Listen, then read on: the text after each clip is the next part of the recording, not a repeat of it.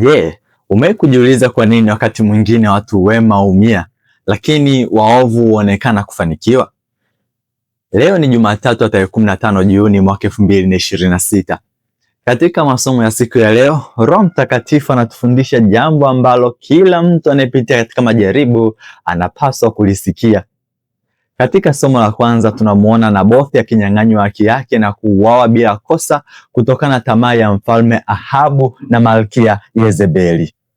Kwa macho ya kibinadamu inaonekana kana kwamba uovu umeshinda, lakini mbele za Mungu haki haifi.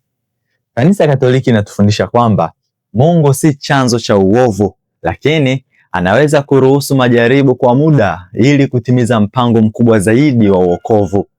Ndiyo maana hata Yesu Kristo mwenyewe alikubali mateso na kifo msalabani kabla ya ufufuko. Pengine leo unapitia dhuluma, pengine umetendewa vibaya, pengine watu wamekusingizia. Usifikiri kwamba Mungu amekuacha. Mungu anaona kila machozi. Hakuna tendo la haki linalopotea mbele zake. Baki kumtumaini. Tuombe. Bwana, tunapokutana na dhuluma ya majaribu, utupe neema ya kuendelea kukutumaini, tukijua kwamba haki yako haichelewi. Tunaomba hayo kwa njia ya Kristo Bwana wetu. Amina. Ni mimi mtumishi wenu mdogo nisiyestahili, Oscar Mkatoliki. Na watakieni siku njema na yenye baraka, na Mwenyezi Mungu atubariki wote.